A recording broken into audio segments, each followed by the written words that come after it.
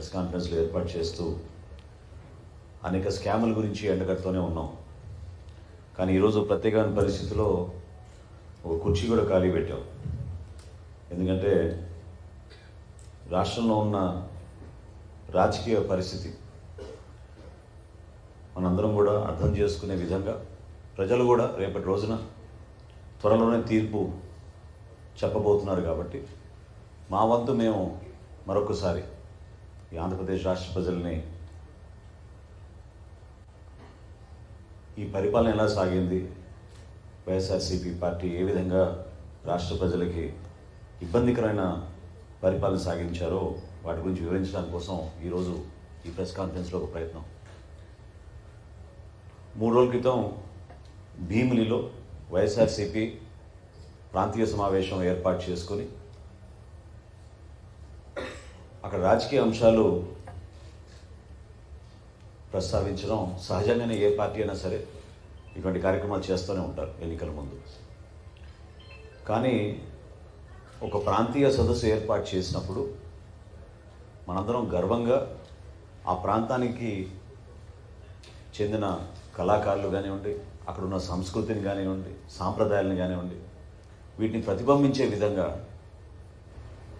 ఒక చక్కటి సమావేశం ఏర్పాటు చేసుకుని 5 సంవత్సరాలు మీ ప్రభుత్వ పరిపాలన పూర్తవుతున్న సందర్భంగా మీరు ఏ విధంగా పరిపాలించారో,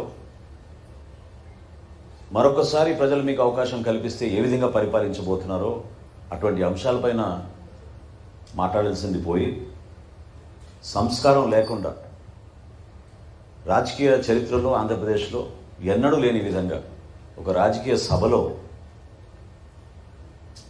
ప్రతిపక్ష నాయకులు మా పార్టీ అధ్యక్షులు పవన్ కళ్యాణ్ గారిపైన, అదేవిధంగా చంద్రబాబు నాయుడు గారిపైన, ఇతర పార్టీ నాయకులపైన కటౌట్లు ఏర్పాటు చేసి, అదొక ఎటువంటి ఆనందమో నేను చెప్పలేను, పైశాచిక ఆనందం అనుకుంటా బహుశా.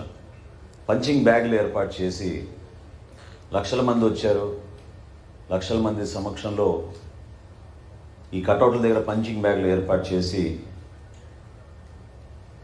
రాజకీయ ప్రయాణంలో ఆంధ్రప్రదేశ్లో ఎన్నడూ లేని విధంగా రెచ్చగొట్టడానికి ముఖ్యమంత్రి చేసిన ప్రయత్నాన్ని మేమందరం కూడా ముక్త కంఠంతో ఖండిస్తున్నాం. ప్రజాస్వామ్యబద్ధంగా ప్రజలు మీకు 151 స్థానాలు అందించిన సందర్భంగా మీరు అందించాల్సిన పరిపాలన వదిలేసి ఒక law and order situation create చేయాలి, ప్రజల్ని రెచ్చగొట్టాలి, వ్యక్తిగతంగా నాయకులపైన ప్రెస్ మీట్లు పెట్టి దూషించి ఉపన్యాసాలకి గొంతు చించుకుని అరిచినంత మాత్రాన ఈ రాష్ట్ర ప్రజలు మీరు చేసిన ఈ కార్యక్రమాన్ని అభినందిస్తారనుకోవడం చాలా పొరపాటు. అసలు జగన్మోహన్ రెడ్డి గారు ఈ కార్యక్రమాన్ని ఎంత నాన్ సీరియస్గా చేశారంటే, దేనికి సిద్ధం? రాష్ట్ర ప్రజలు ఎప్పుడూ సిద్ధమయ్యారు మిమ్మల్ని ఇంటికి పంపించడానికి. మీరు పరిపాలన చేతగాక ఈ రోజున రాష్ట్ర వ్యాప్తంగా అన్ని రహదారులపైన, అన్ని పట్టణాల్లో కూడా అద్భుతంగా మా పరిపాలన జరిగిపోయింది, మేము సిద్ధమని మీరు చెప్పుకుంటున్నారే, దేనికి సిద్ధమయ్యారు మీరు? అసలు కనీసం ఒక సంస్కారం లేని వ్యక్తిగా మిగిలిపోయే పరిస్థితి మీరే తెచ్చుకున్నారు ఈరోజు రాష్ట్రంలో. ఎందుకు ఇటువంటి కక్షలు కడుతున్నారు? ఎందుకు ఇటువంటి వ్యక్తిగత ఆరోపణలకు పరిమితం అవుతున్నారు? దేనికోసం మీరు ఈ విధంగా ఉపన్యాసాలు ఇచ్చుకుంటున్నారు? ఇది మీరు చెప్పాలి ప్రజలకి. ఒక రాజకీయ వేదికనే కాదు, ప్రభుత్వ ఖర్చుతో ఏర్పాటు చేసిన కార్యక్రమాల్లో కూడా మీరు కేవలం రాజకీయ అంశాలకి పరిమితమై ఉపన్యాసాలు ఇచ్చుకుంటూ వెళ్తుంటే ఎంత సమయం వృధా చేశారు, ఎంత డబ్బు వృధా చేశారు ఈ రాష్ట్రానికి? ఏ విధంగా మీరు సిద్ధమయ్యారో మీరు చెప్పాలి. పరిపాలన చేతగాక మీరు రైతుల పాస్బుక్కుల పైన మీ ఫోటోలు వేసుకుంటే దానికి మీరు సిద్ధమా? రాజధాని లేని రాష్ట్రంగా మార్చినందుకు ఆంధ్రప్రదేశ్ని దానికోసం మీరు సిద్ధమా? ప్రభుత్వ భవనాల్ని తాకట్టు పెట్టేసి లోన్లు తీసుకొచ్చినందుకు మీరు సిద్ధమయ్యారా?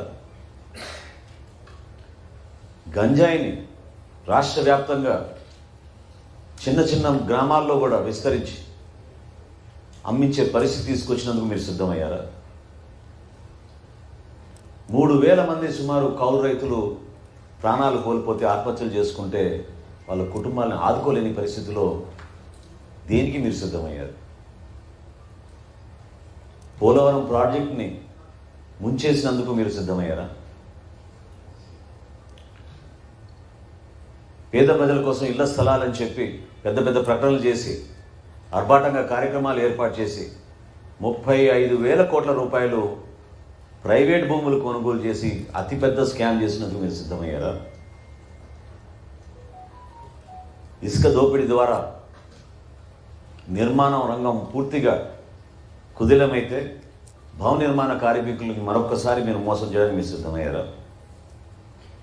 యువత కోసం డిఎస్సి నోటిఫికేషన్ కానీ జాబ్ క్యాలెండర్ కానీ పదే పదే మీరు ప్రకటన చేసుకుంటూ వస్తున్నందుకు సిద్ధమయ్యారా? పరిశ్రమల్ని మన రాష్ట్రం నుంచి తరిమికొట్టే విధంగా మీరు సిద్ధమయ్యారా? అసలు రోడ్ లేని పరిస్థితి తీసుకొచ్చి కనీసం గుంతలు కూడా పూడ్చలేని దుస్థితికి మీరు సిద్ధమయ్యారా?